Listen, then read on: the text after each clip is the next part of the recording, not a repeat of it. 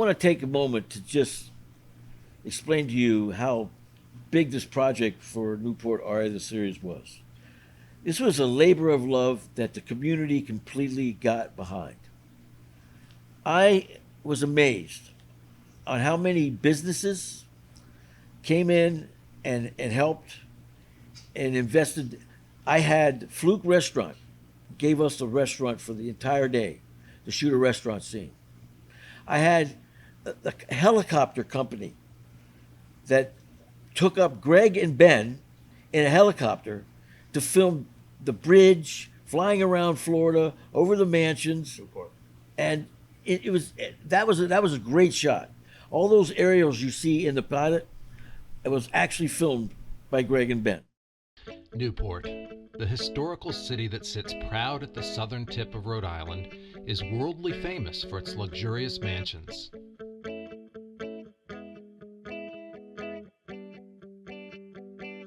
And its passion for sailing. Will now be famous for something else, its people. Its places.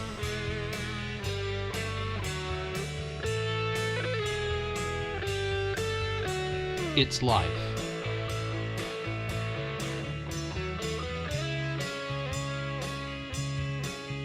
Two men, one an everyday journalist, the other a pleasure-seeking artist, will soon combine their respective fields to bring you the stories of Newport, Rhode Island.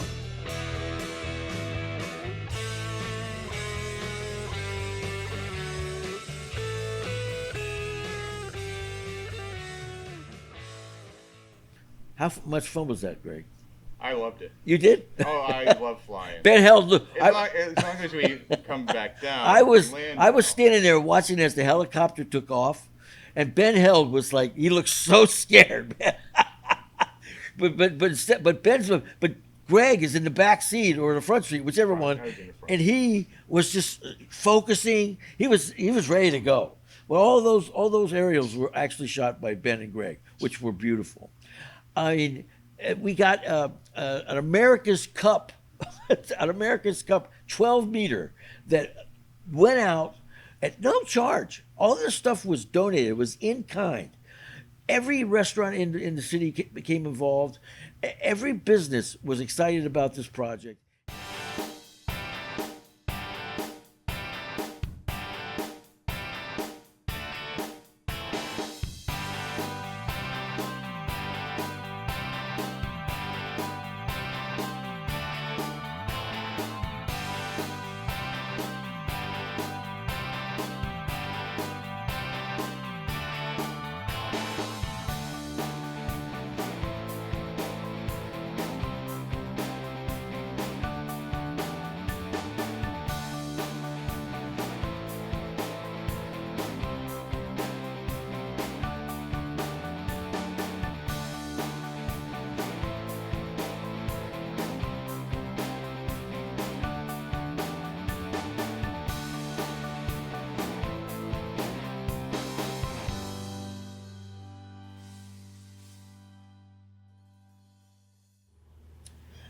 William Height is ahead of his time. There are people out there who are painters out there that go and paint their cities, and they do these chronological stories with their art and paint their cities. Well, not William Height. William Height paints the people of the city that he loves. Newport, Rhode Island. He goes out and individually picks the people, and I don't mean just the people who are known. These are people that nobody knows. It's their families, it's their dogs, it's their house. But this particular series called Newport People really hit me. I looked at some of the art that this guy was doing, and I met him when I was the volunteer coordinator for the Newport International Film Festival. He came to me when I was standing there taking names for this to be volunteers, and he asked me, "Do you think my son could be a volunteer?" I didn't know Bill at the time. I said, "Well, bring him in." So Eric came in. I found some work for him, of course, as a volunteer. And then one day Eric came to me and he said, "Do you mind?" Because I was doing a radio show on WADK at the time. It was called Newport Art Scene. and it was on every week. Me and Art Beluti, who I went to high school with, but we did this great little series on the AM station. And Eric asked me, "You think I could be on your show?" I said, "What's the angle?" He says, "Well, I'm an artist. I'm in college. I'm a struggling artist." I said, "Of course you could be on the show." So I asked Eric to come onto the show and be one of our guests. And it was during a big Newport time, and there was Newport International Film Festival was bringing in a Hollywood movie that they had just filmed in Newport, and that was going to be premiering at this festival. So it was a big deal. So Eric asked me, "Is it okay if my dad comes and takes a couple of pictures when we're doing our show?" I said, "Of course not. Of course he can." Well, I had no idea what I had just agreed to. So here comes Bill Hite, walks in. He's got one camera over his neck, and we're all in place getting ready to do the show. And Bill starts taking at least 500 pictures. He was taking them from all angles, up and down, all around. I had no idea what was going on. I had never had that many pictures taken of me at one time.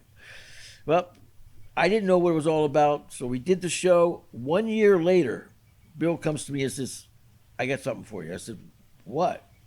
He says, "I want you to come. You need to come to Providence. The Providence Art Guild is putting on a show, and you're going to be in it." And I said, "What do you mean I'm going to be in it?" He said, "I painted you." I said, "You did what?" So I went to this little art show. It wasn't as little as I thought it was going to be, and it was just his art. It was a room full of all these people he had painted. There must have been 50 paintings on the wall. And he says, "Just go down, look at them." I walked all the way down, and I came in there, and bam, there it was. He painted a picture of me and his son in the radio studio. Happily, he painted me 40 pounds lighter, but it was so colorful. It was so amazing. I still have it. I still look at it. My wife was not very fond of it hanging on the wall, so she made me take it down. So I still got it over in the corner so I can see it. But he's now has put together a book. It's called Newport People, and you can get it. I think he calls it Working Newport. That's exactly what he calls it, Working Newport. And he's got restaurants, people working in the restaurants, and people working in radio shows. But the way the show Newport RI the series happened is I was sitting at the Newport Creamery having a cup of coffee in the morning, and Bill was there sitting there with his friend, and they were talking, and I just said off the top of my head, I said, "You know, Bill, your paintings could be individual stories. Not actually the actual stories of the people you wrote, but you could write fictitious story and do a series." And that bug went into his head and into my head, and that's how Newport RI the series happened.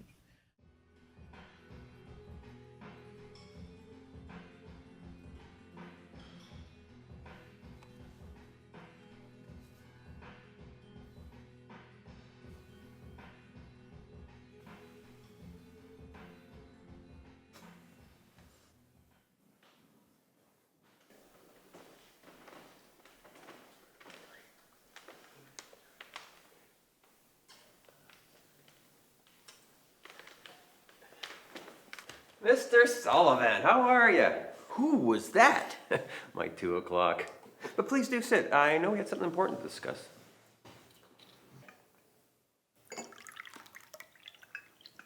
So, Mr. Sullivan, you wanted to do an interview for your paper, correct? Yes, thank you, but please call me Tim. Are you familiar with any of the work I do?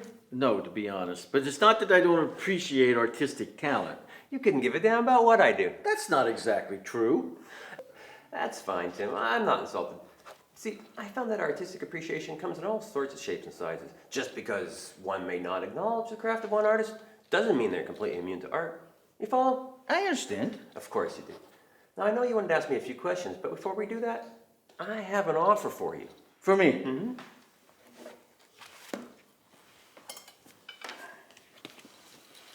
What you are holding in your hand is the complete, up-to-date catalog of all the work I do here in Newport. It's the only catalog I own. And if you tell anybody about it, I'll kill you. A joke, Mr. Sullivan. I mean, Tim, I'm sorry. A joke. I know it's rather adolescent of me, but I amuse myself saying those things. But please continue looking. As I'm sure you can see, these are watercolor portraits of people right here in Newport. This is the one we used in the paper. That's right. Now, you familiar with anyone in that painting? That looks like, this is Davy McGuire, the kid that got killed in Afghanistan. That's right. And the rest of them are his family. Wow. That's his father, further in the back there. Wow. These are really good. See, Tim, there's a story in there. In that very painting, and in all my paintings that go far beyond the brush and canvas. Are you listening? Oh, yeah, yes.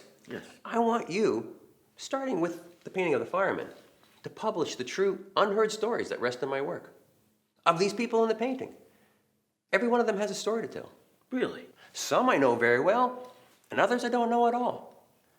But they all have something to say.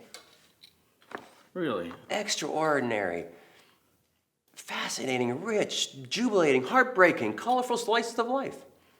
And they're all right here in Newport. See, I got this idea when I saw that tidbit of yours in the paper about the fireman's benefit.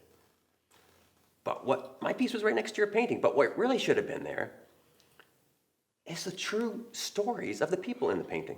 What stories? That a kid gets killed in Afghanistan? Possibly. You're a journalist. A very good one, I know. And there's hundreds of stories there yet to be heard. I want you and your paper to be the teller of these stories. I don't need money and I don't want fame. Think of it like a public diary. True, everyday, real blue-collar people with fascinating tales in their lives. I can't give them that story with my paintings, but we can together. What do you say?